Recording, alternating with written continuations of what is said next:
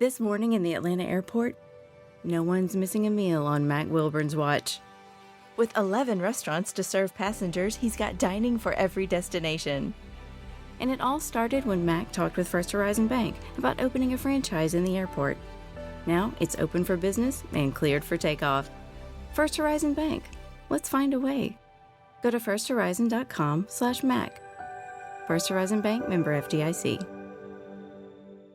This podcast is sponsored by Skylight Calendar. Do you wish your family life could be a little more organized and a lot less hectic? Now there's an easy way to make it happen. The Skylight Calendar.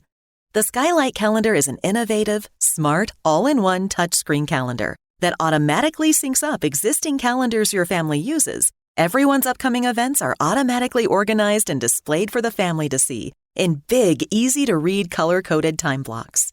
And with Skylight Calendar, you can assign household chores to your kids, keep grocery lists, plan dinners, and much more. And Skylight's mobile app keeps your family up to date on the go, anywhere, anytime. Managing a busy household just got a little bit easier with the Skylight Calendar. Now get $15 off your Skylight Calendar when you go to skylightcal.com/family. Go to skylightcal.com/family for $15 off. That's skylighthtcal.com/family. A choice right now, between fear and love. It's just a rock. Out of the dark night of ignorance and into the shining light of truth. Expanding reality. A population of citizens capable of critical thinking. We don't see things as they are, we see them as we are. There's a level of reality where everything dissolves into an ocean of energy. We empower our experience by insisting on our authenticity. That's very profound. Very. Expanding reality. Welcome to Expanding Reality. I am your host, Brandon Thomas. On this incredibly cool episode, my dear friend Jason Pickard comes by and unlocks our abundance archetype. Now, this is what we've been talking about the value exchange, but it does not dilute the importance of individuation. Because on this one as well, we talk AI. He has fascinating concepts about zeitgeist and just the mindset of the time going on now, as well as a fascinating story about his Alex Grey commission. Yeah, that thing on the new Tool album. Yeah, he commissioned Alex Grey and met him and everything, and it's all in here. So all the ways to find Jason, absolutely located down in the show notes. All the ways to find us as well. New t-shirts. Make sure you guys check that out. Other than that, guys, let's get right to the damn thing here with Jason Pickard. I'm ready. Let's fucking do it. Here we are. Welcoming to the show, Jason Pickard, my dear friend, dude. It's awesome to see you, my brother. How are you? I'm doing so well. Thank you so much. It's so nice to be here with you. Dude, absolutely. This is fascinating. We, of course, tell everybody, if you don't mind, how we met, my good friend. Yeah, we met through Ryan Sprague, I believe. Is that all right? That is correct. Yeah. My buddy Ryan, he's got an amazing course, Connect with Cannabis. And Ryan actually turned me on to Freedom Builders. And those are the people that helped me create my course, the Abundance Archetype. So I love just meeting people that are, friends of friends and just exploring new opportunities. And that's how we met, just following a hunch. Right. And it's all alignment. And that's what's so beautiful about this. Ryan and I have actually formed this incredibly cool friendship. And you never know, who you have on, who you'll really connect with. Like you and I, we had a phone call first time we met, and we just sat there for something like an hour and some change, and just got to know each other, brother. And this is so cool, just that we get to connect like this. And so Ryan is absolutely coming back on. But for the audience, I'm going to go ahead and link his first episode. If you haven't heard it, absolutely go back and listen to our mutual friend here, Ryan Sprague, the real Ryan Sprague, by the way. And that's a funny story that he tells at the beginning. So check that out, link down there. But we're going to talk about you today, Jason. You're fascinating. Absolutely. Your work, your mission of empowerment is something I'm incredibly aligned with. And that's all this is. It's alignment, right? From here on out, it's just this pure, of course, energy. And this is something that I really hope that you will help me articulate to my audience. This just, of course, and let's move on. Let's keep doing it, right? So before we get started here, if you don't mind, all the ways, of course, to find you will be linked down in the show notes. Make sure you'll check that out. You'll know how it works. But for my audience that's not too familiar with you, brother, tell us about you, my friend. Yeah, so the best way is just to jump into my past a little bit. When I was a kid, I was really interested in asking some big questions. I can remember sitting up at night asking myself, what is death? What is space? What are these things? How could it be the end? How can it not be the end? And I had these really, really deep questions that I just could never get answered. I went through a very mainstream school system like many of us did, a really, on paper, good public school. I went to the University of Virginia, which is one of the top ranked universities in the world. I majored in finance and I went out into the world and I went into Wall Street. And at a very, very young age, I had extreme success. I was 26 years old. I was ranked one of the top 30 traders under 30 years old in the world. By the time I was 26, I had made more money than I ever dreamed of. But at the same time, the paradox was I was completely sick. I was completely broken. I was 330 pounds and I was in a mental and physical health crisis. I was totally fucked and I was near death. And I thought to myself, what did I really learn? I don't know how to take care of myself. I know nothing about my body. I don't know anything about how to eat. I don't know anything about how to move. I don't even know how to sleep well. I don't have any play in my life, any love in my life. I don't have any relationships. Yet I have this whole bank account that's big and this sort of successful on paper career. But at the same time, I felt like I had nothing. And so I set out on a quest. And that's when I met Paul Chek, and I've been studying with him for 14 years. Paul Chek is an amazing spiritual teacher and holistic life coach and a shaman and many other things.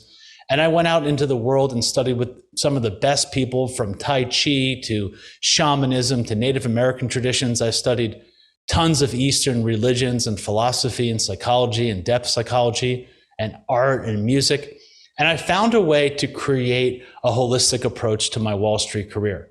I started bringing in organic food. I started having a standing desk. I started meditating during the day. I started doing all of these practices, and I found a way to actually be sustainably successful in a way that actually supported my business and at the same time made me feel really good.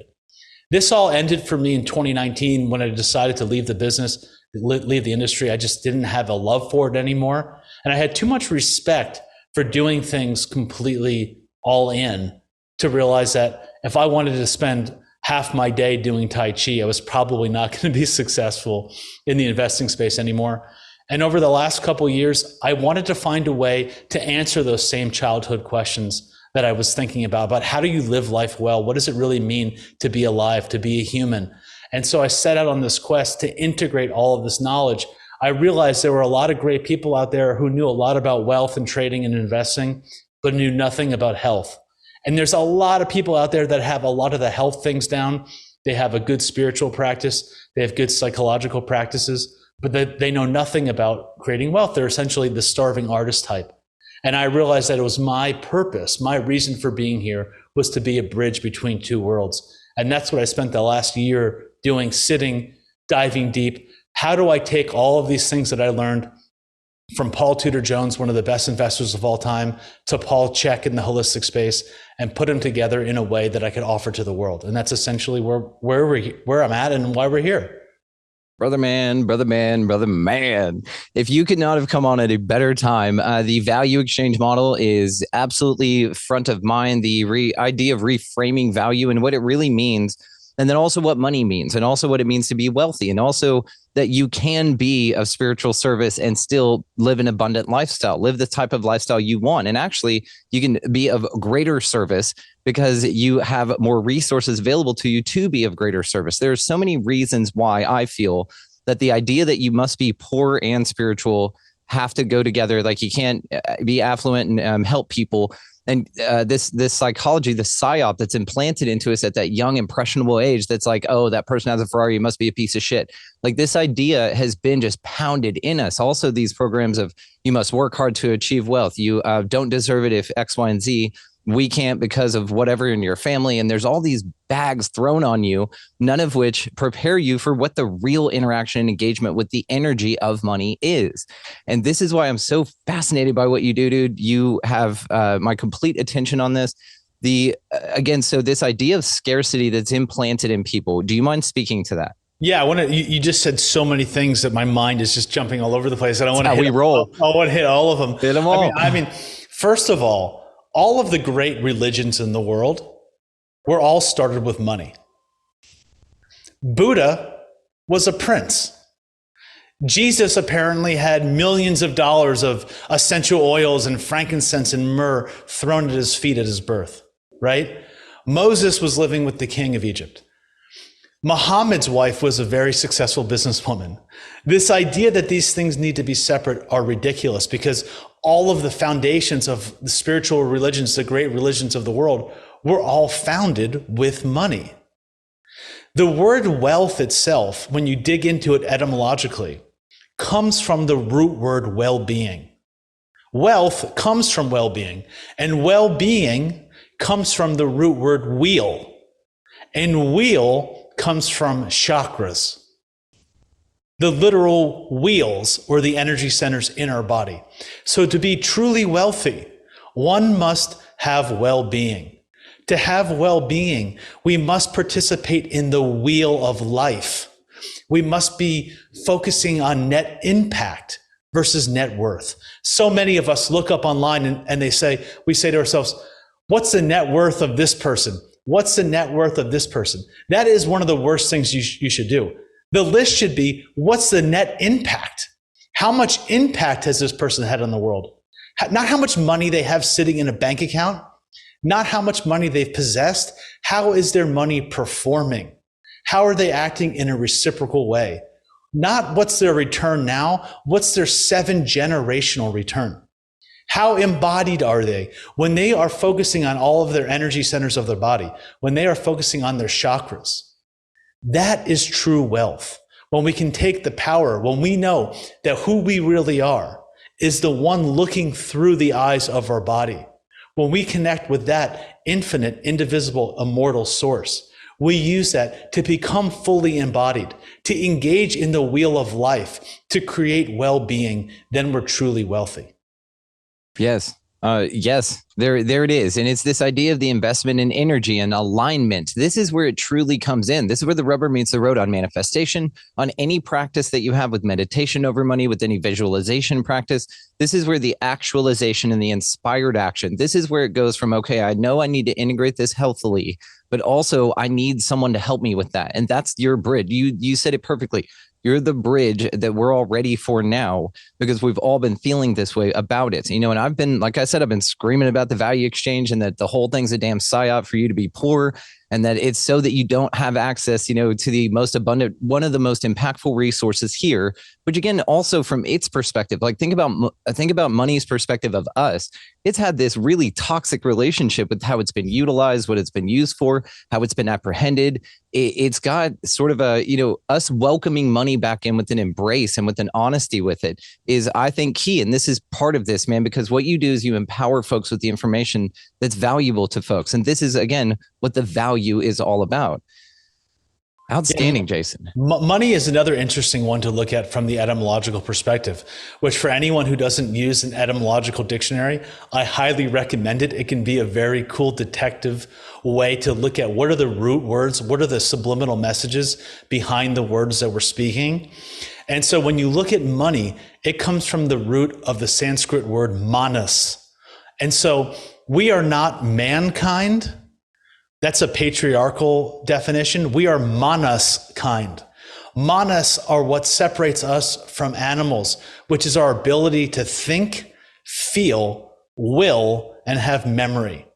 And therefore, money, looking from that construct, we understand that money has a thinking, a mental, an emotional, a feeling, and actually a memory and a will to it. Because if I had $10 million and I lost 9 and I had $1 million, I'd feel poor. But if I had nothing and you gave me $1 million, I'd feel rich.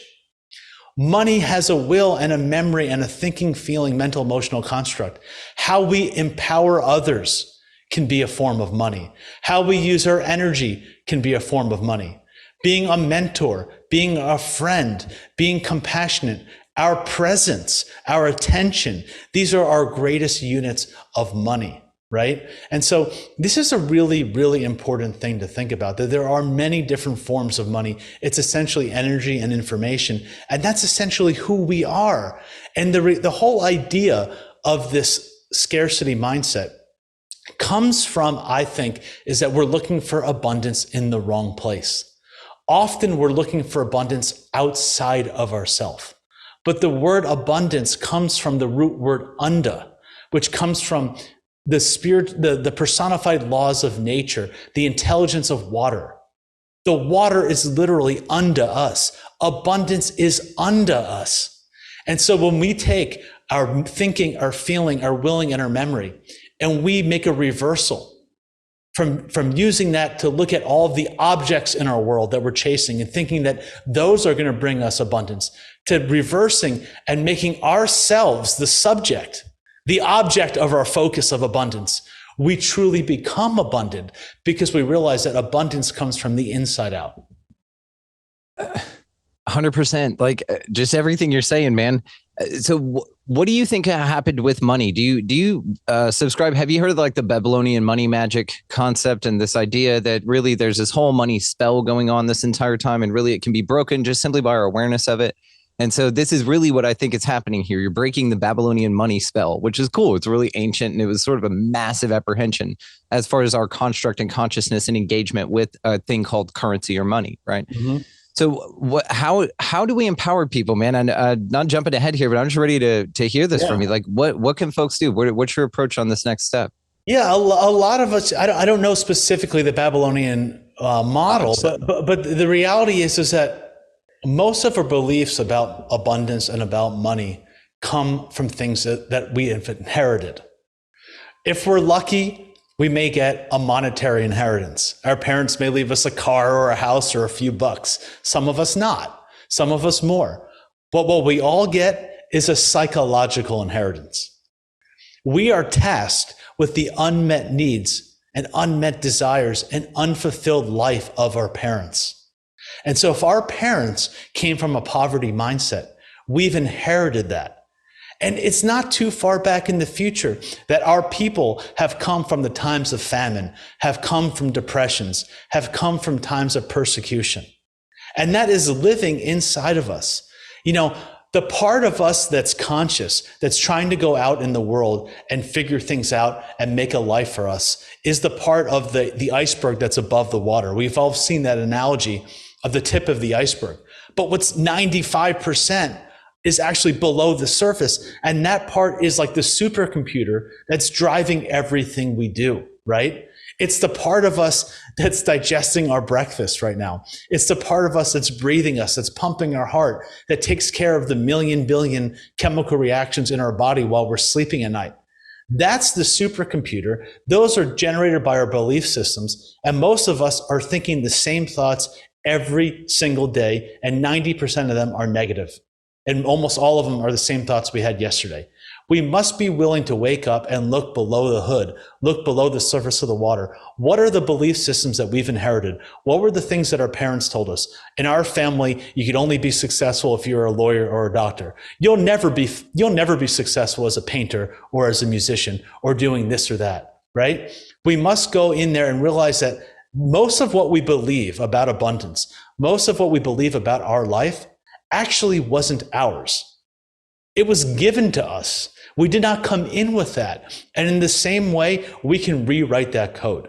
So we must look at what are our prevailing thoughts? How do we ask new questions? How do we look at our belief systems? All of those things are creating our thoughts, our feelings, emotions, or our actions. Paul Chek says, no belief system worth living is not worth questioning. We must question everything that we're living. We're walking around, I believe this and I believe that. Well, great, but are you not brave enough to question it if you're worth living your whole life doing it? And so this starts with what are our ideas about what we've inherited and what is working for us and what do we want to change? why do you think money is such the big one? Because when we talk about shadow work and integration, it's always back to worthiness, money. You have to work hard, and then we hear folks say things like, one of the most triggering things for me is a sticky note. I've had it for well over 2 years that I completely embody now, by the way. I get it. Is that things come to me easily and effortlessly. Like, why is it that one the big struggle? Like, I overcame like physical trauma with my parents, like all kinds of shit, just easy. It was the worthiness one. It was that seems to be the big one, because that seems to be the big money maker for those in the manifestation game is money. Everyone wants more money, but really what they want is freedom. But why do you think that the money component to it has been so hammered in? I think it's a cultural thing. I think it's this American dream, this no pain, no gain. You have to work harder. We've been given this idea that we have to work for 30 or 40 years until we can achieve this concept of retirement when we're 65 or 67, even though the average expected life is 70 years old. What are we working for? The idea that maybe we'll have 5 years to enjoy what we've done. We have to realize that if we want to be great, if we want to be truly successful and we want to enjoy our life, we have to do what we love to do. If you look at all of the people out there in the world that are masters, Bruce Lee, Einstein, anybody, they've all absolutely loved what they've done. Their life becomes a labor of love. And in that way, it's sustainable. And in that way, money effortlessly flows to them. We all know what happens when somebody does their job well. When we go to a restaurant and somebody is a great waiter, we happily give them a better tip. Yeah, you're like, shut up and take my money. Yeah, we want to reward people that do what they love to do and do their job well. And the same thing works for us. And what I've realized that it's not about time under tension. We go into the gym and we think it's like more reps, more time. But in reality, it's time attention. It's time intention. How are we using our time? How are we being creative about our time? And how are we balancing so that we can actually do what we love to do and feel good while doing it? If not, we're working for somebody else our entire life. We're literally fulfilling somebody else's process instead of fulfilling ours. We must realize that at any single moment, an 18-wheeler can knock us off the road. We can't be living for this promise of a future that may never come. We have to start living now. And when we truly do that, we can actually start experiencing abundance and freedom now in this moment, instead of this idea that when we're 65, we may have a few good years to do that. You nailed it. And more than ever, like if I can impart anything to anyone, I'm living proof for quit your job, like stop doing what you don't want to do. There are moves you can make, and I'm sure Jason can help us with this, but there are moves you can make to make sure that this is more of a seamless process and you don't have to just give up everything and go nuts, which is great about this. Before, you would just collapse everything and then you'd figure it out after some dramatic overhauls, but there's sort of ways to replace things easily. It's your choice to do so, which is wonderful. But man, I could not agree with you more that I knew when I quit my job, I had one certain fact. And that was it. I had no clue, dude. I had no members signed up. I had no money coming in on this thing. I was just like, I'm doing it. I had one known fact. I would hate myself if I didn't. And that was the absolute truth. And so I was like, well, shit. I mean, if that's all I got to go on, then we're going on that. And I've never been more empowered. So if you need more people than Jason and I to sit here and say, hey, be empowered, you're going to be fine. You're going to be fucking fine. Just take that leap. It's calling to you. I know it is. There are people out there right now that are just shaking in their car from their job or something, just pissed off. Look, take a deep breath, first of all, with me here. 1, 2, 3. And then secondly, know that this is your shit. You're the game maker. Be empowered here. And that's what Jason's here to do. That's why we have called him here to be with us today. One of the beautiful things you can do is use your death as your spiritual advisor. Ooh. When we can really look at our death, death is such a marginalized thing in our culture. We never want to face it. Yet it's the one thing that we all have in common. We all know it's coming. But research shows that when you can engage with your death now, you can actually truly live, because you can start making decisions and values based off life. So one of the good things that you can ask yourself is, if I had 1 week to live, what would I want to do with my time? And I can assure you that it's not likely that you're going to sit there on your deathbed and have regrets of, I wish I worked more hours for somebody else. I wish I spent more time doing this or that. You're only going to regret not doing what you love to do. You're only going to regret not spending more time with your loved ones. You're only going to regret not leaving a bigger legacy or leaving the world a better place. You're not going to regret that you didn't work overtime for your boss on a job that you hated, right? And so we can use this on a daily basis. We can look over our left shoulder at our death that's just waiting there for the right moment to tap us and say to our death, what would you do in this situation?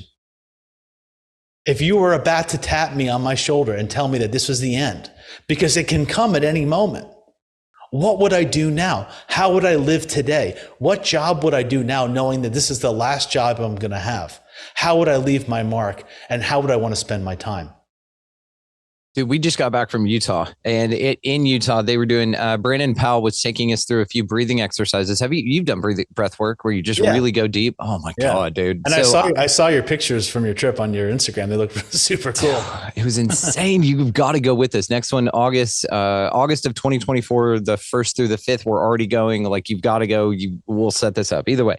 Anyway, we were taking through these breath exercises. I'd never done that before. Now, I've done a lot of psychedelics. I've been a psychonaut for well over 20 years. And this was that. It was like a parabolic flight in and out of the spirit world is how I picture it. When I need to catch my breath and, do those big ones and just kind of reset, then there would be this moment where it all came flooding back. It was this euphoric. And on the last day, dude, the third day, I would be sitting there and I could feel, and I know this sounds like whatever it sounds like. I've just never experienced something like this. I'm physically in my body. And I know this, I know my anchored in my body, but I could feel inside me like rock, like something was trying to get loose. It felt like my body was trying to come out. And so it's this dance with death that we were doing there. And then the same thing when we did the cold plunges, man, I did not want to do that. I got in, hyperventilated immediately. Brandon ran around, made eye contact with me like he was looking at someone drowning in freezing water, because that's what it felt like. It feels like you're dying. And that's what he says. We tap death on the shoulder all the time. And it was this idea of just that how easy it is to just not be here is fascinating to me. And so really exactly to what you said, we were given actual perspective on this. And it was so empowering, man, just to what you said, because then you're like, well, shit.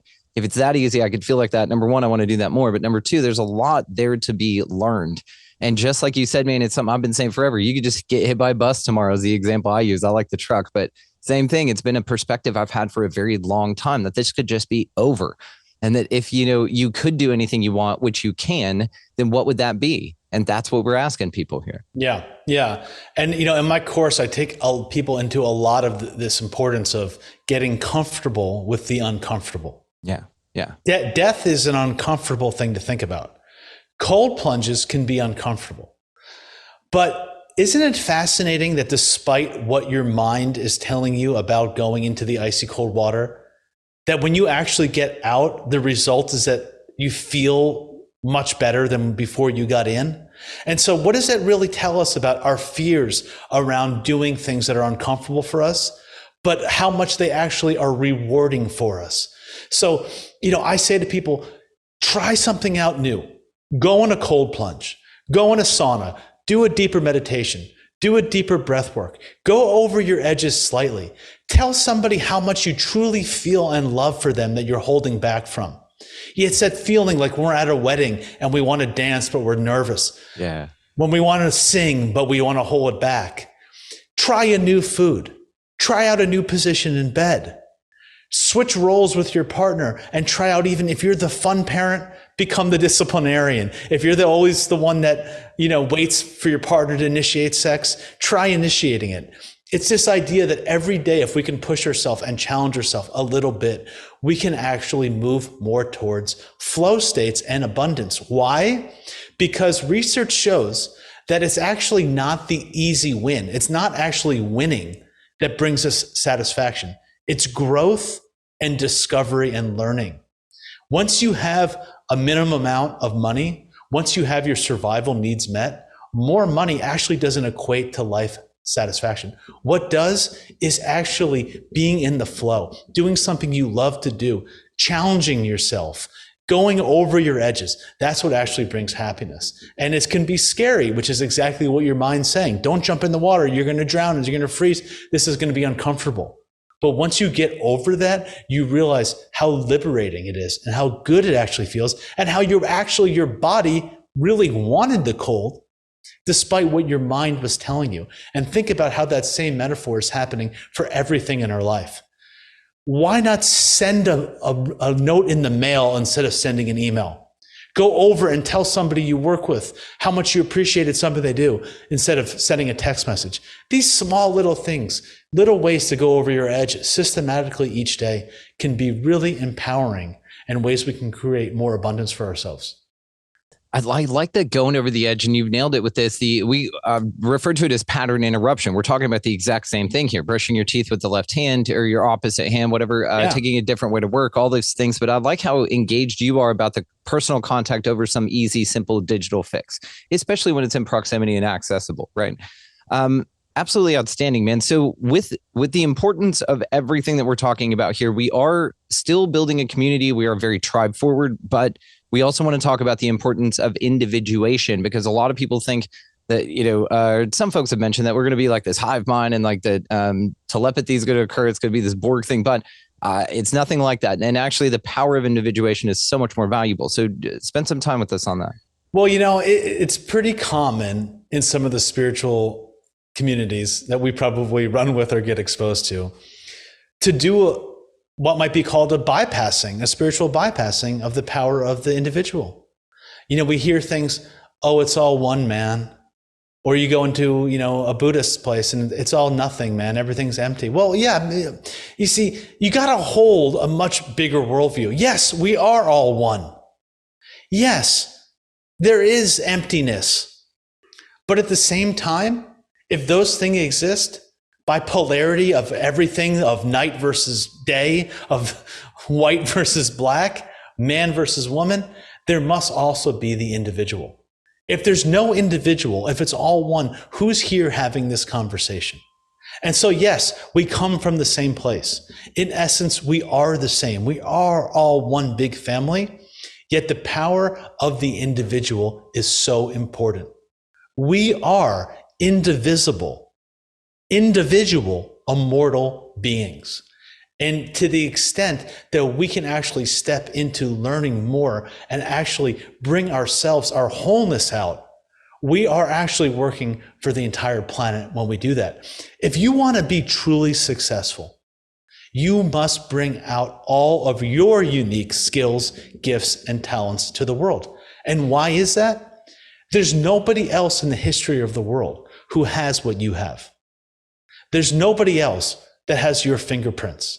There are no two snowflakes that are alike.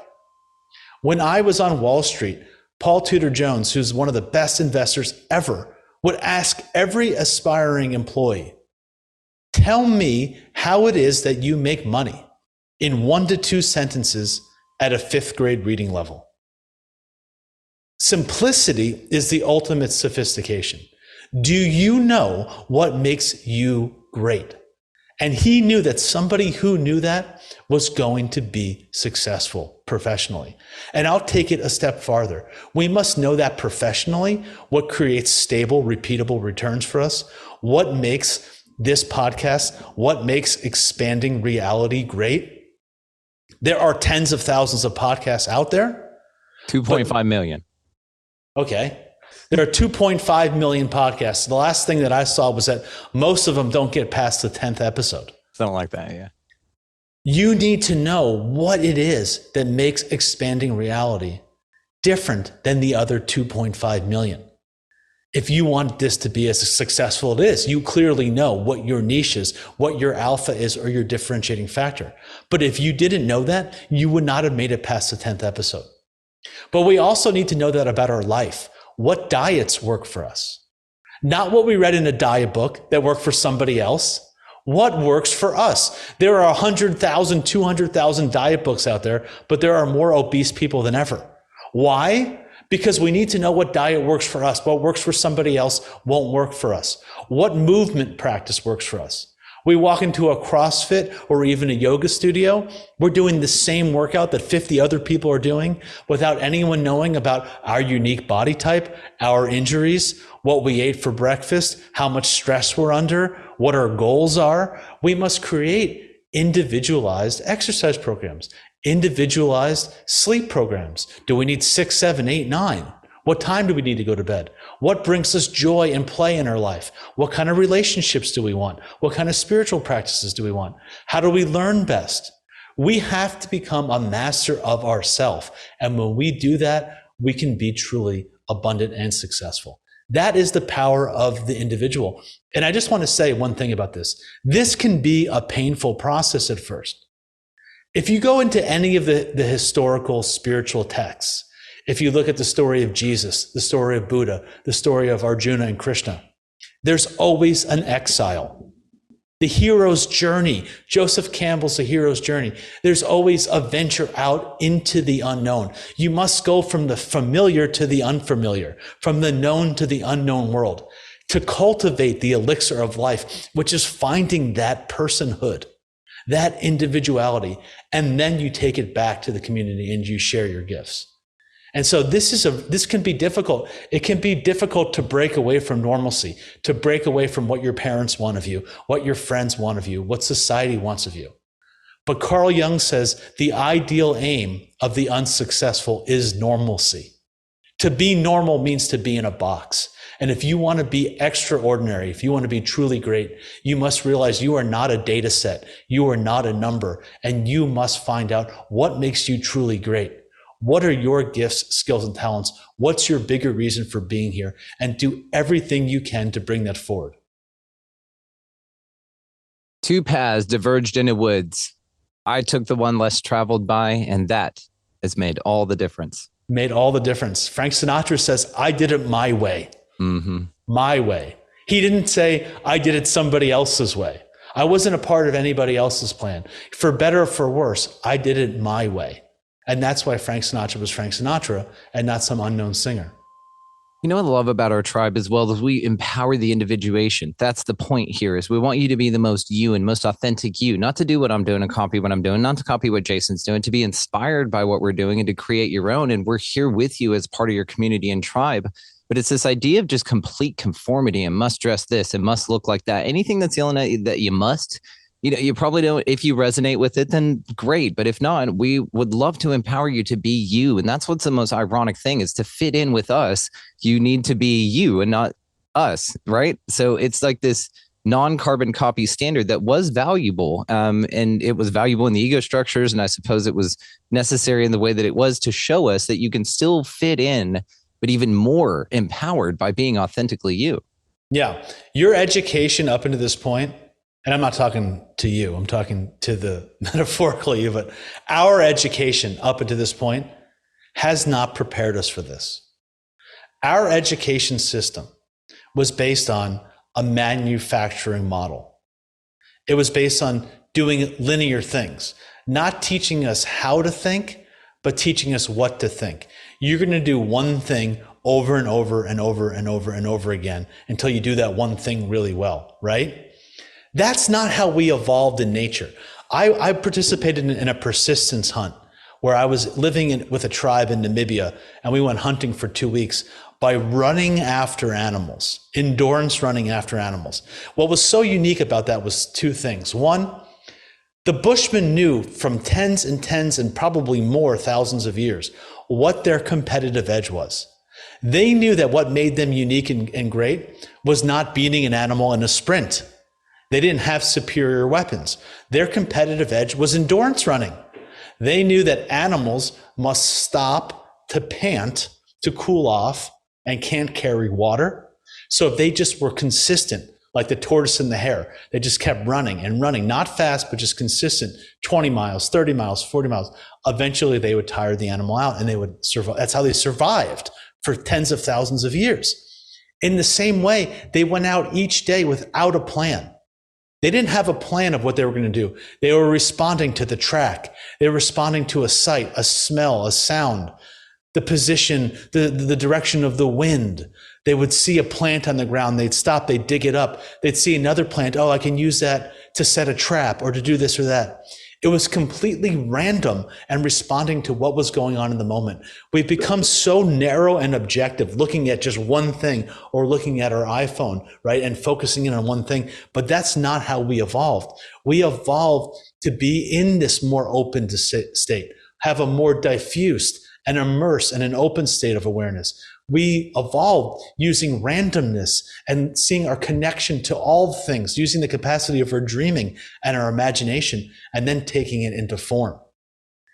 You know, when I went to school, my best friend who built my house that I'm living in, that we just moved into a few months ago, we went to high school together. And when I was in third grade, I knew that I wanted to become this business guy already. And I looked at him and he was like doing everything with his hands. He was fixing everything in our house that my dad couldn't fix. And I was like, dude, one day I think you're going to build my house for me. Like, I just had this vision. It was clear to me in third grade that this was going to happen. But we went into school. We went into elementary school together, middle school together, and high school together. And we got the exact same education. Nobody took him aside and said, hey, dude, you're great with your hands. Why don't we give you a mentorship with this builder or this architect or this engineer? Hey, dude, you're good with numbers. Why don't we teach you this or teach you that? Or you really like music. Let's help you excel over there. We all took English. We all took math. We all took Spanish, the same exact curriculum.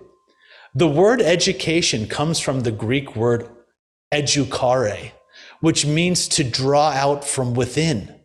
And educare comes from the Sanskrit word adhikari.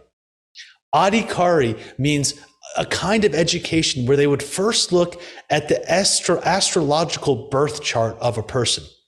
Now, we think this is kind of woo-woo. I mean, not us, but like our society thinks that's ridiculous. But that is just real science.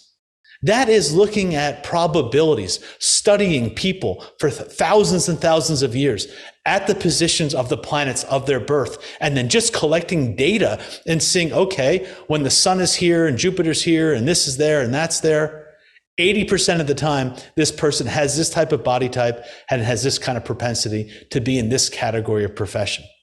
So they start with that. Then they look at, what did the child actually love to do? What is this child naturally called to? And then they geared their education around rites and rituals and practices to challenge and test and to give them mentorship to bring that out from within. But our education system has completely reversed that. We're dumping more and more on us from without. Every now and then a guest will come on and help me rewrite paradigms. You've done this several times throughout this, but I want to point out a very big one that I know rang the bell in a few others as well. This idea of this predisposition or this predetermination to humanity at its core to be enslaved and to desire direction. Thank you, by the way, for this, because the way you were describing the tribes and this sounds like heaven to me, dude. Determining, or at least giving a glance at and perhaps giving the skills and advanced educations to something particular in a birth chart. Again, this is observation. This is real science. So This idea of living in more of a flow state, animals don't go like clockwork and okay, we're here. There's cycles, but it's nothing like what the cattle that they wanted us to be with the Rockefeller Institution, right? With the education system. I don't want a nation of thinkers. I want a nation of workers. And they got it for a little bit. But I mean, they got it for a little bit only so that we could see how truly powerful we are. So the last whatever I truly see as a gift to us now by being able to see that it's not something we prefer. But this idea of installing this really rigid system, I see it now from a bigger perspective that you've offered us here, because it seems again that they knew this early on, that a flow state, that everyone's intuitively going to be guided to do something and they're going to be great at it and they're going to be unstoppable. So what we need to do is just put everyone in the same category and pop everything on a same standard, educate to the lowest possible nature. I think I remember reading somewhere that all newspapers are written in an 8th grade reading level. That's it, because that's the max. And even some people find that intimidating. Yeah. So what I'd say is that it's a deliberate thing, obviously, but now it makes more sense so we can empower. Also to this, man, to the education, I'm so glad you brought this up. I have a whole community of folks, which I can't wait to introduce you to, who are here to very much so empower parents with children to get out of that system. Yeah. Now, something again similar to what you're talking about, a more flow type of environment. It's a whole mindset, and so you're so useful in every area, man. So just thank you for that paradigm smasher, because this idea of Anunnaki and we're just designed to dig gold out of the ground. And that's just why we are easily to overslave. Thank you for that, because that's, again, one of those things like daddy long legs, the most venomous spider in the world. It just can't penetrate your skin. Bullshit. But I said it for a long time because I didn't look into it. So what I'm saying now is that you've helped me smash a paradigm that's incredibly empowering, because it's like this default, like, well, maybe some humans are predetermined to be that way, but I'm not, or it's in me, but I fought it. But what you're saying is it's a paradigm smasher altogether, that it's a non sequitur, that it's a non-default, because this isn't the way it was. And it's actually more of a psyop. Beautiful. Yeah. And I want to share something to take that a little bit deeper. Please. You know, it's easy to point fingers at things that are disturbing to us or that are challenging to us. But in the Tao Te Ching, Lao Tzu says the government reflects the people. And I'll take you on a little journey here. But like, let's just say, for example, we have some strong feelings against a leader. You know, like Trump is an easy example. Some people love him, some people hate him. Some people think he's the devil. Some people think he's, a hero, right? It doesn't matter. But let's just say we turn him into a villain, or we turn Putin into a villain, or anybody for that matter. The education system. If I'm working with Trump, I have to realize that if he disturbs me, there's some part of him that's still inside of me that's a projection. So I have to ask myself, where am I a little bit Trump-like?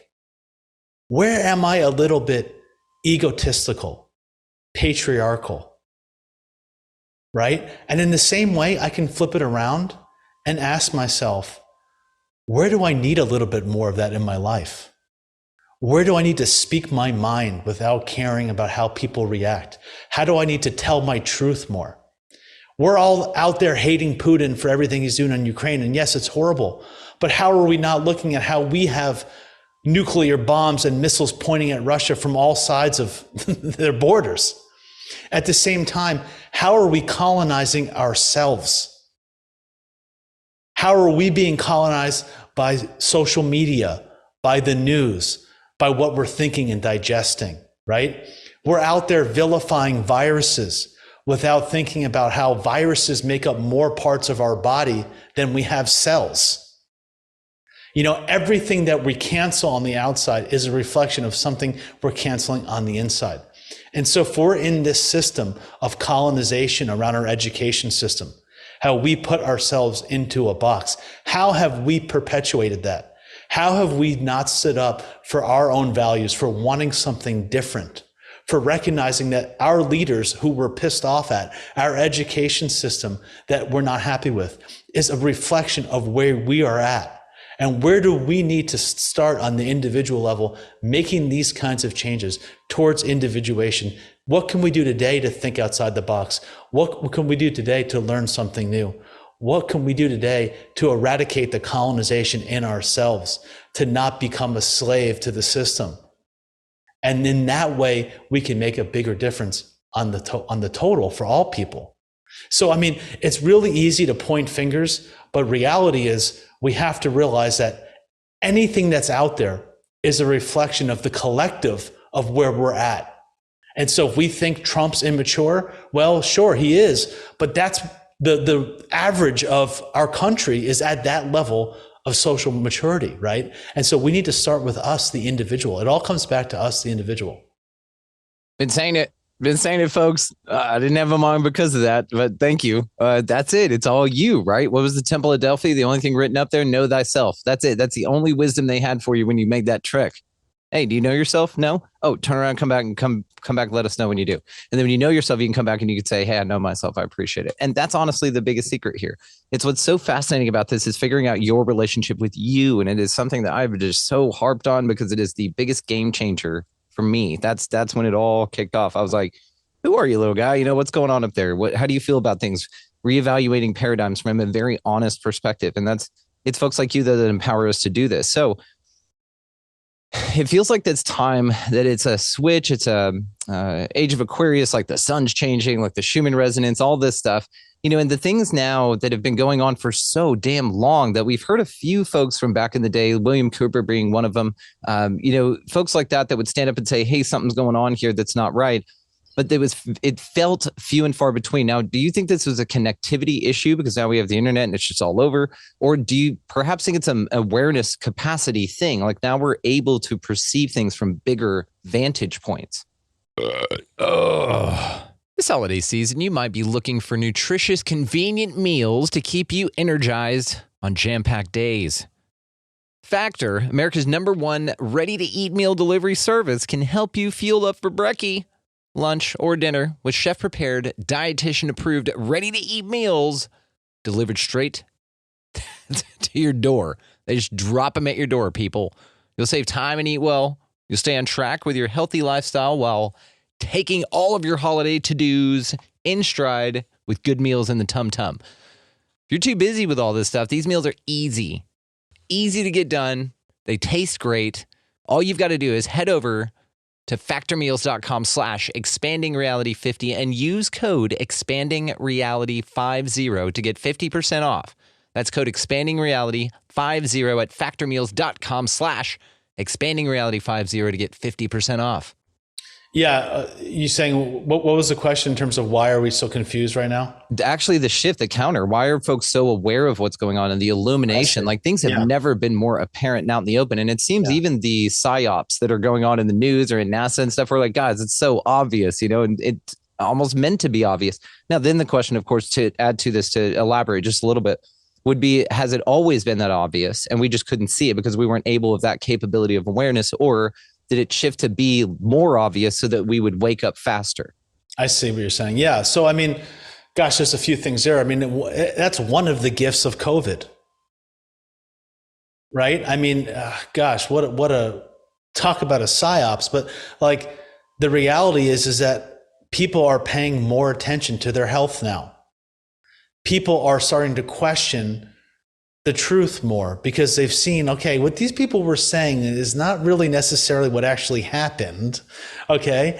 And people are taking it into their own hands. So the extent is that, when you study in the model of Lucifer and Ahriman, is that what people don't understand about this idea of the devil is that the devil is actually God's greatest protector, because without the dark side, we would never know the light, right? And so it can be really hard for us to think about the people out there that are disturbing to us. Maybe the Bill Gates of the world, if we're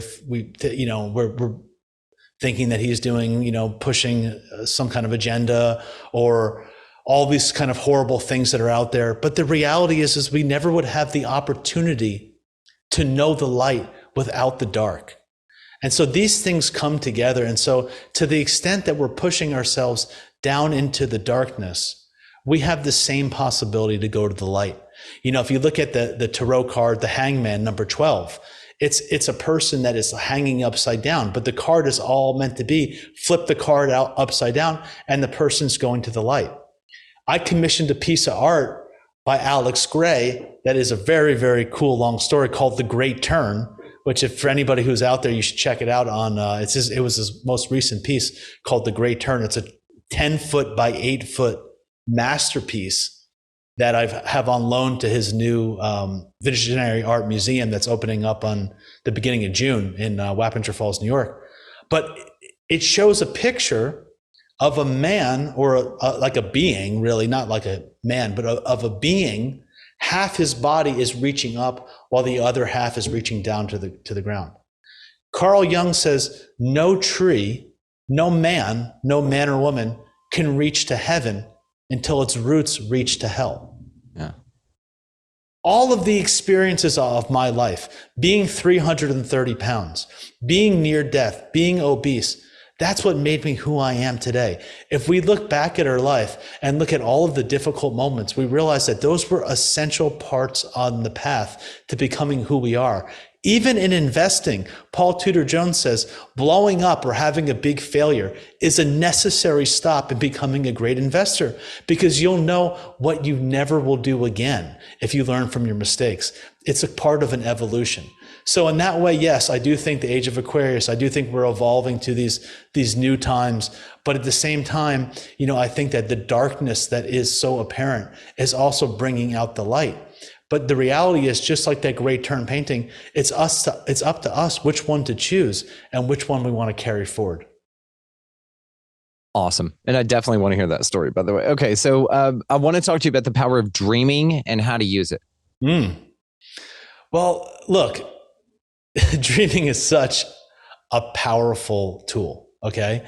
And most of us marginalize this. We walk around looking at life like it's a literal thing.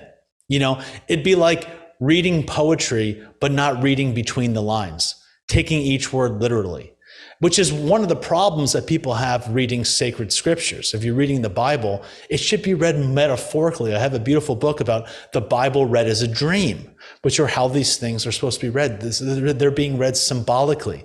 And dreaming is like that. And in the same way, this is how we actually communicate. If I say to you, hey, can you get a red apple? You have an image of a red apple in your mind. You can't actually communicate with me without having these images. And so this is the way that we communicate, but we've kind of dropped this and kind of got only into this consensus reality version of the world. But Carlos Castaneda in the books of Don Juan calls this the second attention.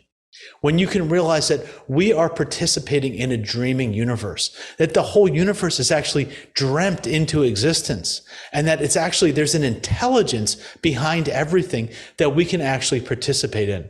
Your dinner doesn't cook itself for you. Your house didn't just build itself. Rocks don't just make walls by themselves. You wouldn't walk into the greatest museum there is. You wouldn't walk into the Louvre and say, oh, this art just miraculously got here on the wall. You'd realize that there was a creator, there's an intelligence behind it.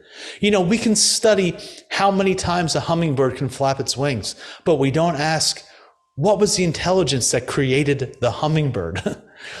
When we tap into this intelligence, when we tap into the dreaming nature of reality, we can access so much more intelligence. And this is so important because we have more AI than ever right now.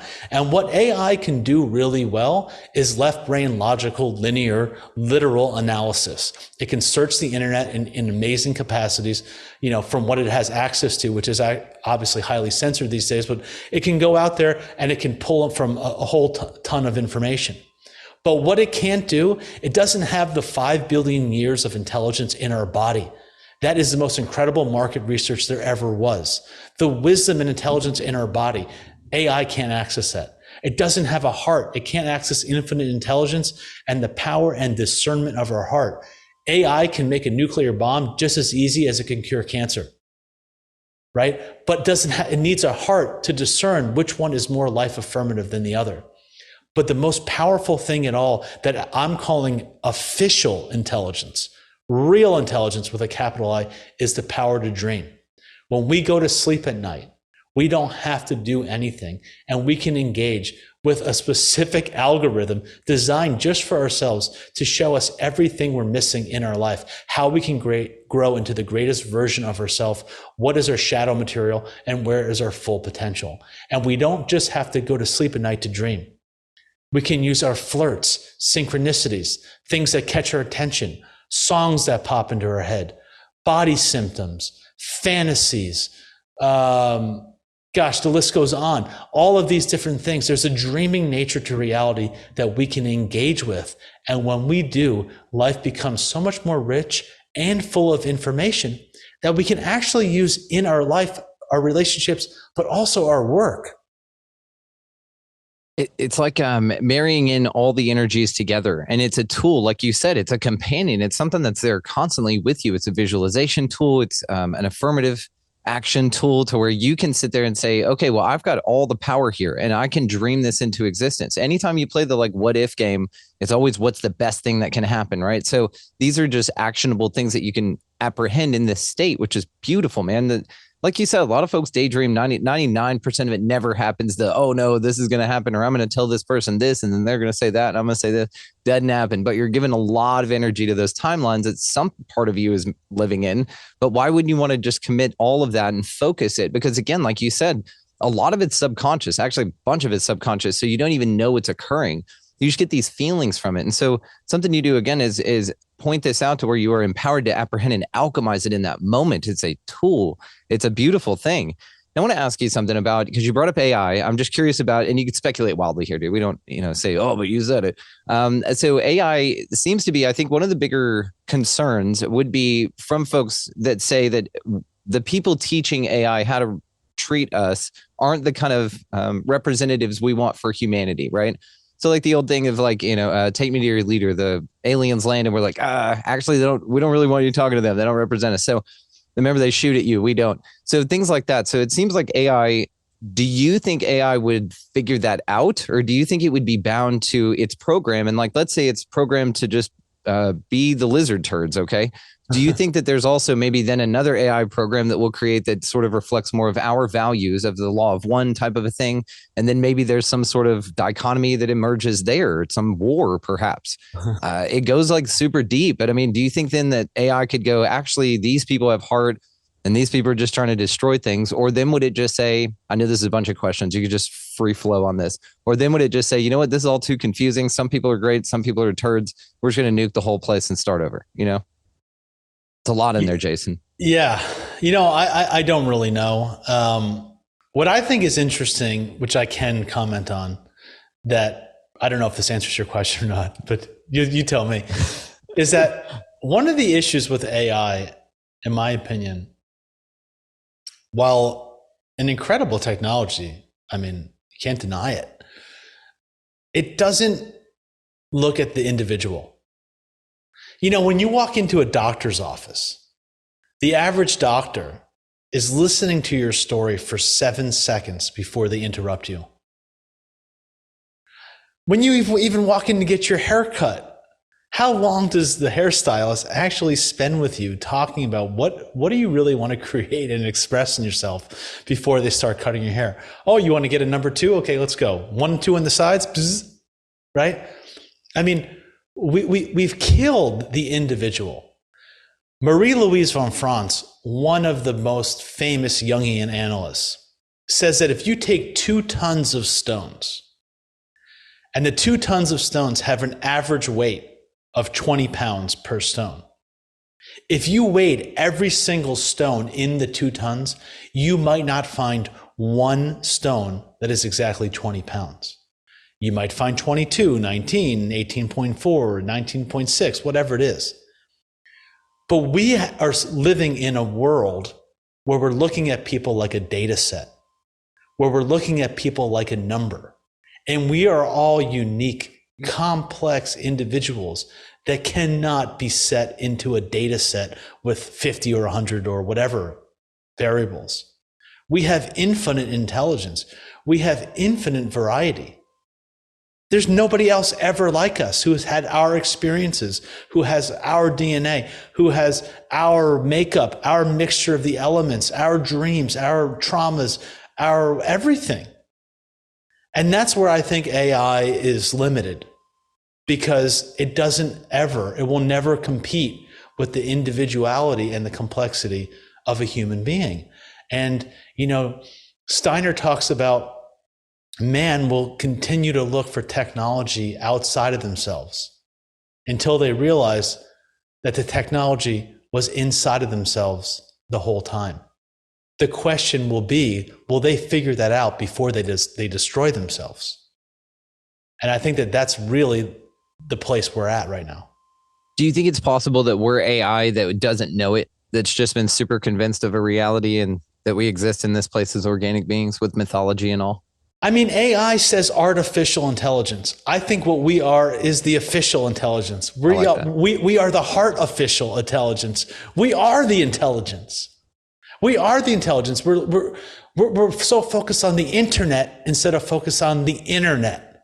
We are so focused on cell phones and Wi-Fi instead of connecting with the wireless technology we have in the cells in our bodies. Everything we're looking for on the outside has the ability to be replicated on the inside. I mean, if you study ancient civilizations, they were way more evolved in a lot of ways than we are. We've evolved in a lot of ways. We still don't know how the pyramids were made. We don't know. We literally don't know how they made the pyramids. I mean, with all the technology that we have, incredible technology that's expanding at like the most ridiculous rate, we have more access to information in one 24-hour day than we had in an entire lifetime 100 years ago. Think about that.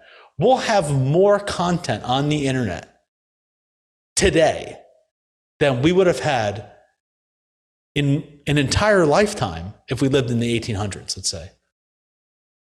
That's mind-boggling. Well, it is, but it's a lot of useless stuff too, don't you think? I do think so, because noise. I think what's happening is, if we think about this AI, if we think about these algorithms that we're exposed to, they're giving us more and more information about less and less. When you're in investing, right, it's so easy to have confirmation bias. You put a trade on and you're in an investment, and then no matter what the signs and signals are that are telling you it's going wrong, you have this confirmation bias where you find ways to reaffirm your belief systems and stay married to this idea, even though it's clearly not working for you. You find these ways to support your belief systems. The same things are happening when we go on our phone every day. Our phone is giving us a very specific algorithm of data, specifically designed for what it knows we want to look at.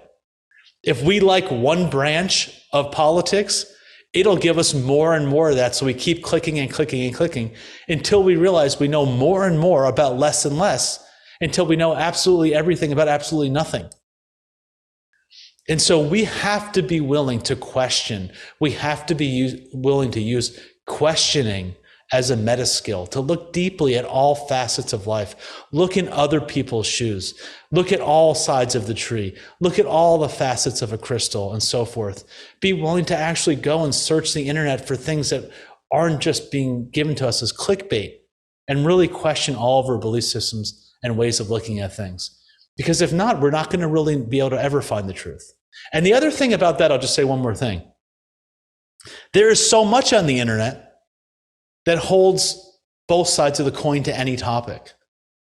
You can get just as much information that going in a cold plunge is bad for you as it will say that it's good for you. Some people say you should only take hot showers. Some people say you should only take cold showers. Experts, by the way. Experts on both sides say this. Oh, I'm an expert. I went to XYZ. Dudes that graduated side by side, same grades, same everything, same degrees, same teachers, same everything. Tell you two completely different things. Which one do you listen to? There's so many things. I mean, how many things say vaccinations are this way or that way? How many things say medications are this way or that way? The list goes on. There are experts, highly accredited experts in every field, saying the exact opposite things on everything. Everything. And so ultimately what that comes down to is that if you really want to know, you have to have a relationship with your inner self. Because the only way to know the things is to get your hands dirty and see what works for you. Step into a cold shower, see how you feel. Step into a warm shower, see how you feel. Try out a food, see how you feel. Try out an exercise, see how you feel. You have to be able to use the intelligence of your own heart, know yourself, have what works for me. And if you don't have that and you just keep giving over your power to everybody else, you're going to be constantly confused and you're never going to find your way, because there's too much information out there. A lot of it's censored anyway, but even if you did have access to it, there's enough on either side of the coin that you can spend the rest of your life trying to figure it out. The only way out is within. This is why we focus so much on discernment, man. This is why the options are there, that extreme polarization with those confirmation biases in either direction. That's why we focus on discernment. That's the main thing here. Just give you back to you, and then you can tell you what you like. We did the damn cold plunge, but my wife and I did not care for it, dude. But we did it. You know what I mean? It was this mindset. It was this thing. We went for the entire 3 minutes and we both dunked our head underwater. We did the most that was asked of us to prove that we could tame our inner bitch, as they say. And then same thing on the breath work. I was holding my breath for 2 minutes, dude. That dude would get to the end of his count, and I'd be like, was that 2 minutes? I'm sitting here thinking I'm dying. But then again, it's this mental idea. But again, to the cold thing. I think my wife and I figured out, you know what, we've got people for the cold stuff, but we're more sauna people, and that we don't have anything to prove beyond that, right? Because two people you impress, the 5-year-old you and the 85-year-old you, and we did the shit out of that, and we feel great about it. I'm sure there's tons of experts on both sides. We, from having our personal experience, are number one, extremely proud of ourselves in that moment. And everyone that did it, by the way, there's so many people that participated in that, and you putting your ankles in that damn thing. Anybody that wanted to do that was huge. But again, it's like these things that alchemize in a certain way. And it's never about the thing, right? It's always about you overcoming it in a way that then you scale up to everything else in life, which is fascinating. Just one thing you say there. Well, two things. One is that you did exactly what you were supposed to do, which was try it out. Mm-hmm. And now you have had a direct experience, and now you know for yourself. And we got a good job, an attaboy, and good job Texas from Darren Grimes of Grimerica, who's a Canadian, by the way. And so we got an attaboy from Darren Grimes, and both of us looked at each other. We're like, cool, done. Yeah. We're good. Yeah. If we needed external validation, we more than got it, which we didn't. The other thing you said, which was very, very profound, which is a very important teaching of somebody I work with who's a Hawaiian kahuna named Harry Uhani Jim. And if you could bring your 5-year-old and your 85-year-old to work with you every day, those would be your two greatest assets. Yes. Right? Yes. Check in with your inner self. Hey, today we're going to have some fun today. What do you want to do? I got your back. Let's do this together. Let's have some fun. Let's live out our dream. Let's play today. And bring your 5-year-old with you. And at the same time, make sure to talk to that 85-year-old and say, what are you going to think about this decision when we're there? And realizing that we have access to both of those in the timeline now. Yeah. The 5-year-old us and the 85-year-old us. And we need to connect in the moment to both ends of those spectrums of our life. And when we do that, we can have really profound awareness to what to do now in this moment. And the Hawaiians call that vertical time. We're living in this horizontal time, but when we get still enough, when we breathe, we can access vertical time. And in those moments, we can access the 5-year-old and the 85-year-old. It makes more sense to visualize it that way anyway, because of the way we visualize ascension in a spiral, but an ascending spiral. And so it's you at any point in that spiral, because not 100% of the 5-year-old version of you needs to be aware that you're doing all this cool shit. 5-year-old me got some cool shit within that year period, but there's a part on that spiral that we all, and I kind of have, if you look top down at it, had a cardinal direction for it. So whenever you go to the south of this, as you pass that on the spiral, you have things to overcome or that you're challenged by or things like that. And then you go through these periods of elation and then any season in between, but it's a spiral, right? And so that 5-year-old version of you that was at that challenging time that was like, hey, dude, this isn't safe. That's the one you bring along and you say, hey, buddy, yep, we're right here. And the 85-year-old version of you check in. And so I love that, again, that visual, more referenced point of it, because there are those that whenever you're on that side of the spiral from the perspective you're on, God, it makes so much more sense this way, Jason. Just follow me on this, because then it lines up like a pole on the outside of it. Like if you look at it top down, you've got 4 rods that run down, and these are like experiential kind of electromagnetic areas. So where you will feel this, but then it dips away like a moon or something like that as it orbits around. But again, in a vertical ascension throughout your linear life, we'll say, but a vertical life. I love this. And then as you go past that rod, you get an energetic send up that rod from all of the versions of you that encountered that cycle where they felt a lot of fear, unworthiness, anything like that. And so it's in your, those moments of you that connection to those parts of you, man, in your scariest moments along that axis. That's an interesting thing, dude. It reminds me of the Kundalini symbol. Yes, the Caduceus, which is interestingly the symbol of the medical system. Yep. And how far they've actually come from actually following that model of the symbol that they have. Right. Yeah. Right in your face, isn't it? On their white coats, Yeah. It's so interesting, dude. Okay, so do you mind telling your actually, okay, I want to do 2 more things before we wrap up here, and then we'll call it for this one, but we got so many things to talk about, dude. Of course, guys, again, all the ways to find him located in the show notes. Cannot thank you enough in advance. So do you mind telling us your Alex Gray story? Yeah, well, Alex Gray. Because he did, for anybody who's not, just real quick, anybody who's not familiar, he did the art for Tool's Enema, Their whole album back in the 90s. I mean, dude, I love Alex Gray. He's gone well beyond that, but I didn't know if that's probably a cultural reference to where some people can see that art, and it's the eyes. I mean, they did a few of their albums, right? Yeah. I want to say all of them after on him, right? Yeah. I'm going to send you, well, I don't know if I could drop this in the chat right now. It doesn't matter. I'll include a picture for you for the show notes of me standing in front of the art. But yeah, so here's the story in a nutshell. I was living in New York City. This is before I moved to upstate New York. And I started getting I was still working on Wall Street. I started getting more and more into art and these things. And I got turned on just a flirt really of, that's Alex Gray, guys. It's like incredible. And so I reached out to his office and I said, hey, I don't know what the deal is, but if Alex is ever available to do a commission, I'd be interested in buying a piece of art. I'm not really a big art collector, but I want to get interested in this. I was making a lot of money on Wall Street and I was like, this sounds like a really cool thing to get into. So they said, all right, we'll put you on the waiting list, talk to you later. So years go by. I totally forget about it. I move upstate with my 2 girls. I have 3 kids now, but I had 2 girls at the time and my ex-wife. We move upstate and I was going through a very difficult time with my ex-wife. I don't want to divulge too much information for her privacy, but there was a lot of mental health issues and it was a very challenging time for our family. And I just got in the car one day with my 2 girls and I started driving. And I didn't know where I was going. And I never had this experience before. It's like one of those things from a movie, I'm like, wait a minute, I'm doing this driving thing. I don't know where I'm going. I'm just driving, but I just needed to get out of the house. I start driving south from upstate New York and I just get this idea. I'm like, well, I think Alex Gray's property is somewhere around here. And I look it up. I'm like, Cosm, Chapel Sacred Mirrors. And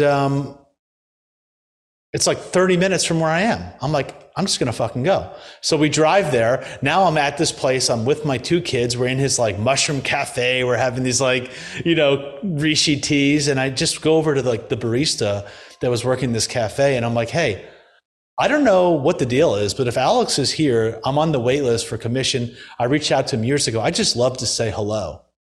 And it's one of those things yeah, okay, right. He's just going to come down. Shit.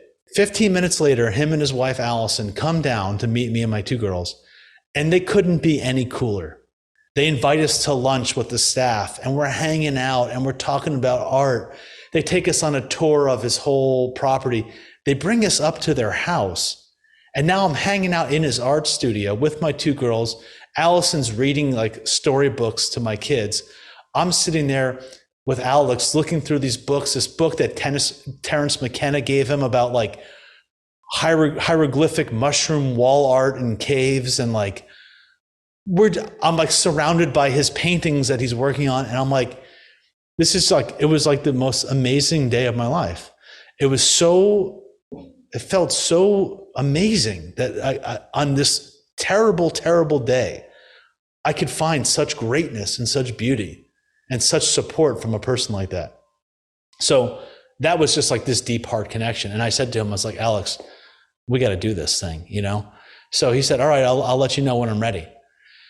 So 6 months go by and I'm going through a divorce now. And of course he calls me up and says, all right, you're up. And I said, dude, Alex, I'm going through a divorce, man. I can't do this right now. I'm like, I can't be buying, psychedelic art when my books are open and we're going through this stuff and whatever. So he was super cool and stayed with me for 2 years, checking up on me through that time, emailing me on Christmas, super nice, man. And so I met my new partner, Kara. We're married now, we have a son. And I kept hearing this voice, go back to Alex in my head. And I said, you know what? I'm in a different place now. I just got through this divorce. I'm in kind of retiring from Wall Street. I'm not really thinking about that kind of investing in big things like that, but something just kept calling me. So I called him up. I said, let's get together. I go down to his house. I bring my volcano vaporizer. And Alex, he's a big smoker, but he likes to smoke papers and things. And I was like, dude, you got to learn how to use the vaporizer. So I'm showing him all these concoctions and I have my vaporizer and he's loving it.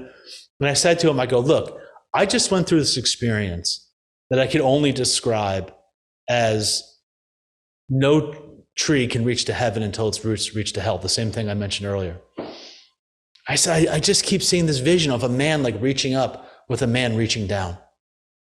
And he goes, you're not going to fucking believe this. But in like 1997, I drew a sketch of this in this notebook. And he has like everything for the last like 65 years that he's ever drawn since he was like 5, which is just like incredible. They have everything. Every little napkin he wrote on is chronicled. He pulls out this notebook, and it was, you can see this online, a sketch of the art. And I'm like, bro, we got to do this. So he goes, all right, give me a year. So I said, yeah, no worries. So I leave his house. We had this beautiful dinner, and COVID comes on. Not bugging him. I don't hear from him for a year. Finally, a year goes by, and he calls me and he says, look, I got some good news for you and some bad news. I was like, all right, what is it? He goes, well, the bad news is I haven't started the painting yet. I was like, really? I go, what's the good news? He goes, the good news is that Tool wants to put it on their album, Fear Inoculum, and take it around the world on a world tour. And it's the most famous painting I've ever done that I have never even painted yet. So, long story short, he had done a small, he'd showed it to I can't remember the lead singer of Tool's name. He showed it to Maynard. He showed it to Maynard, and Maynard's like, I fucking love this. They had come out with Fear Inoculum, was their first album in 10 years. They wanted to use it not only for the cover in their album, but like for all of the art that was on their world tour, like all of the digital art behind the screen. They made this exclusive album that had this like 5-minute video of this figure that they called DM Turner for DMT. And it was incredible. And so he spent the next year working on the painting, and it finally was finished. And it's an absolute masterpiece. And, it was supposed to be like for my home. And I realized that this thing actually needs to be shared with the world. And so finally, their visionary art museum called Entheon is opening up the beginning of June in Wappinger Falls, New York. And this art piece, as well as other memorabilia that I have that's Tool related, and the Great Turn that I also own, will be on display for the world to see and experience live. And so that's essentially the whole story. What an incredible story. Where's the album? Is this it? That's the painting. And then the Tool, the album cover, well, it went to something else. Audio only audience, we're pulling it up here. Linked below in the show notes is this video thing that we're doing here. Yeah, there's all sorts of stuff. If you just look at the Great Turn online, you can see there's a YouTube video of Alex talking about it. There's the art piece itself. There's different renditions of it on Tool posters. And if you go on YouTube and type in Fear Inoculum and look at the Great Turn, you can see little videos of the 5-minute or so movie of this figure come to life, and tons and tons and tons of graphics around that piece of art. So what an awesome story, dude. The thing is about that I want to get out of it for people is like, following your process and not the outcome. The art of detachment.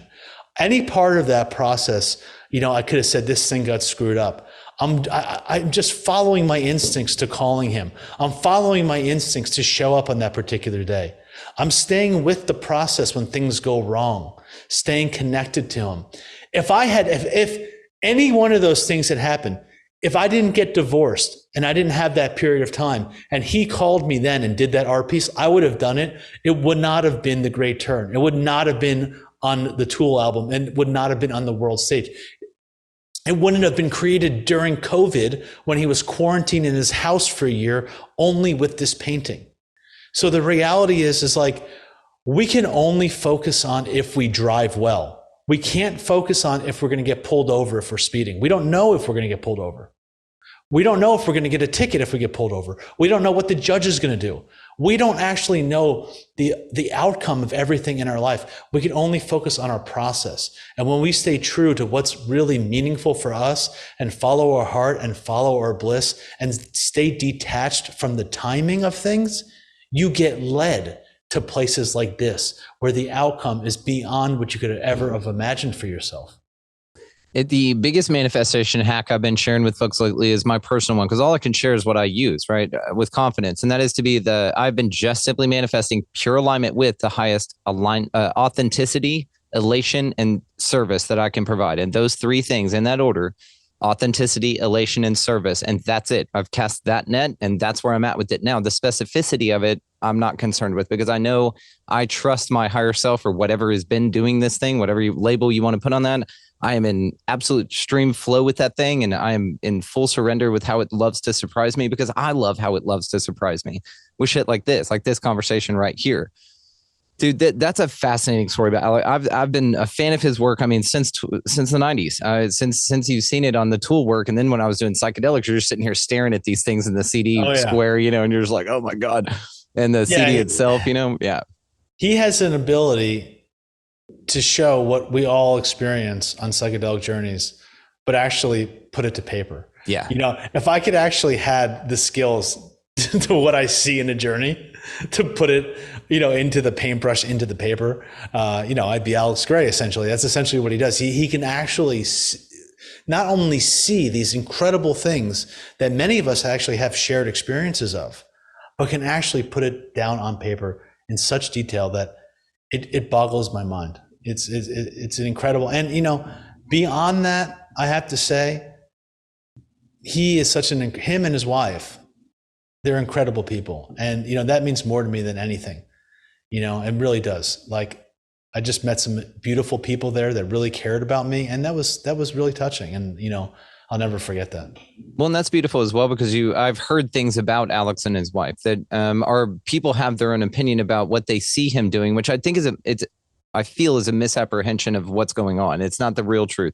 They probably see some of his art and think, oh my God, or to see some of the things they did. Like I caught a piece of a Halloween special him and his wife did. I want to say it was on TikTok or something random. Yeah. And they were dressed like skeletons. Well, they were just celebrating, the thing. But then people were like, oh, they're satanic. But I mean, look at his art. It's absolutely beautiful. And anyone who's been in a psychedelic journey can view it as that. I don't look at that as anything satanic. That's nothing like hell and brimstone that the Bible talks about. That's a psychedelic journey to me. I've met some of those folks in the DMT realm, and they're awesome. Like, they look like that. They're badass. So it's just an interesting thing that whenever folks start attacking someone personally, I feel that that's interesting instead of their art, but I feel it has to do with their inability to interpret the art from an honest perspective with themselves, or, just ignorance, which throws it on the person, and his wife and all that stuff. And they just live unconventionally, but dude, look at what they're doing. This is fascinating.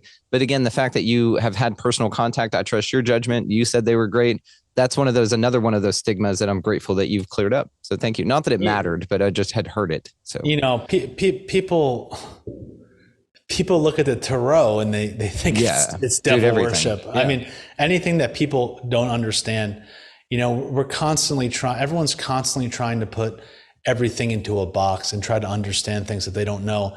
And anything that we don't understand and we don't know, we try to put a label on it. And, my experience is that he's one of the most beautiful souls I've ever met. What? You just sent me some of these. I'm going to include these in the video version. I'm not going to share them now because Mercury's in retrograde. A minute ago, I turned the damn thing off. So I'm going to share these. But dude, this is awesome. I mean. Yeah, that's me. That's me with my buddy, Ben Stewart. I don't know if you know Ben, but he'd be a great guy for you to meet. And I just grabbed these quick. I'll send you kind of cleaner versions of those.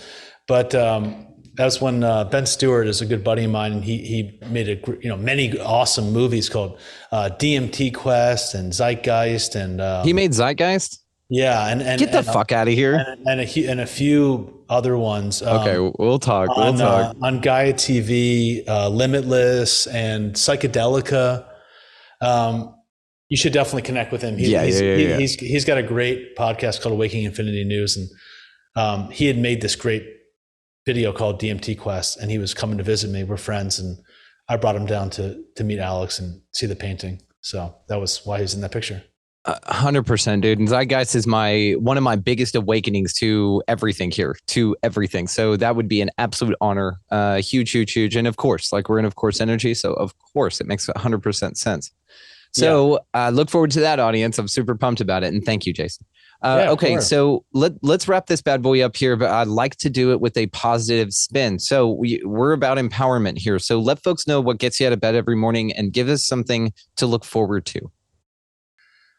Oh man, what gets me out of bed every morning and looks me something to look forward to?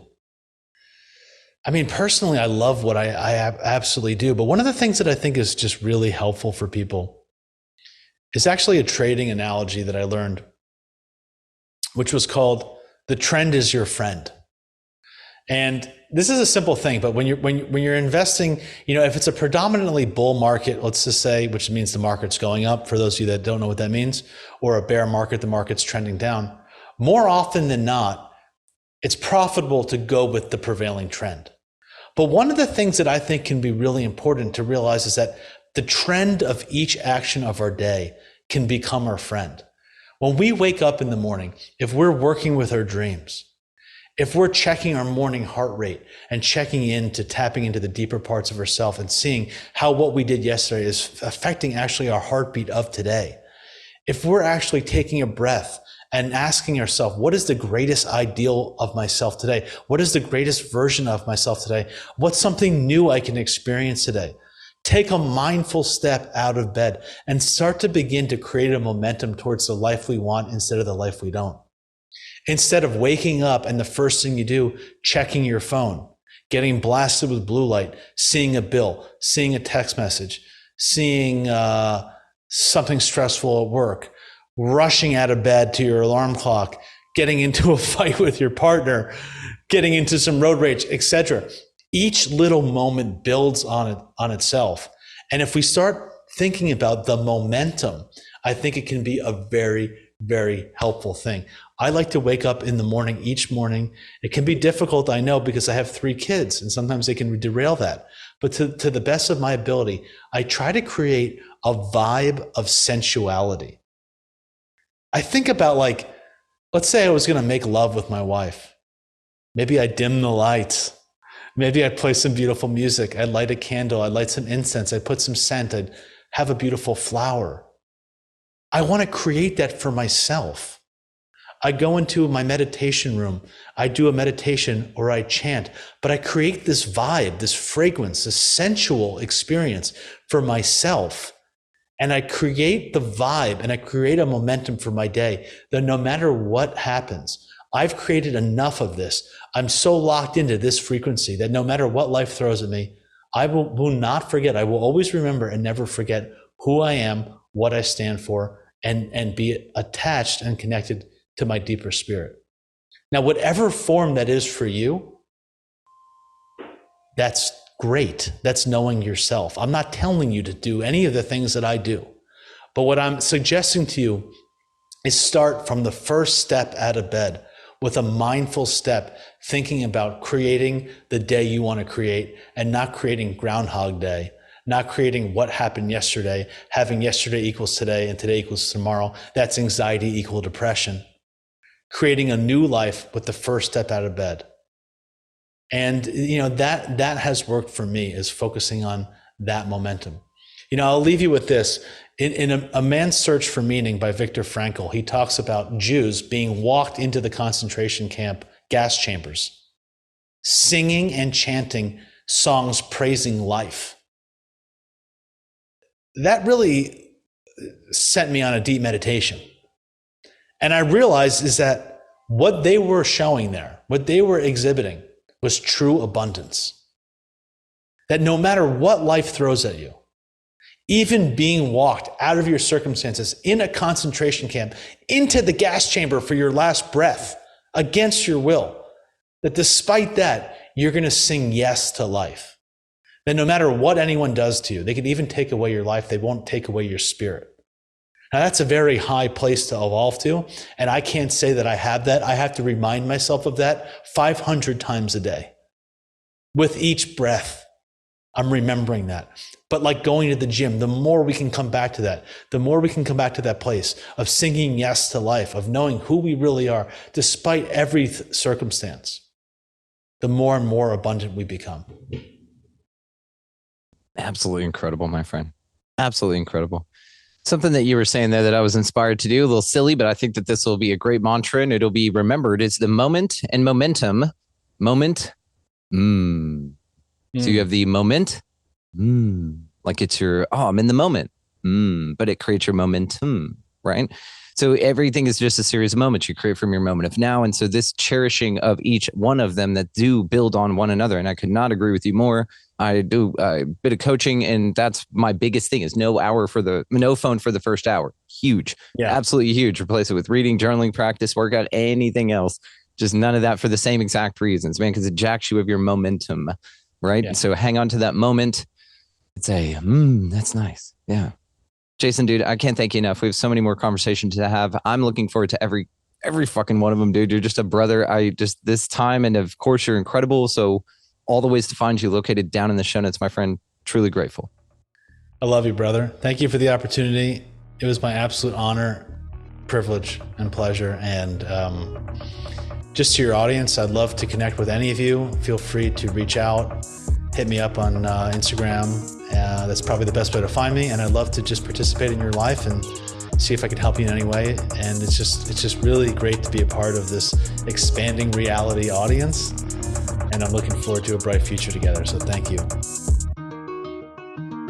Just want to take a moment here and thank our dear friend Jason Pickard for coming by and spreading that love. He is a wealth of knowledge, pun intended there. Shit, why not? Check all the show description links down there for all the ways to find him, guys. Absolutely fascinating. Reach out if you feel so compelled. He is a sweetheart and again, wealth of knowledge. Also located down there are our resource links. If you guys have been compelled to grow a little bit of food in your front yard, Food Forest Abundance is down there. If you've gotten contacted by something of the freaky woo-woo nature and you're just not who to tell, Opus, the Organization for Paranormal Understanding and Support, it's fucking down there.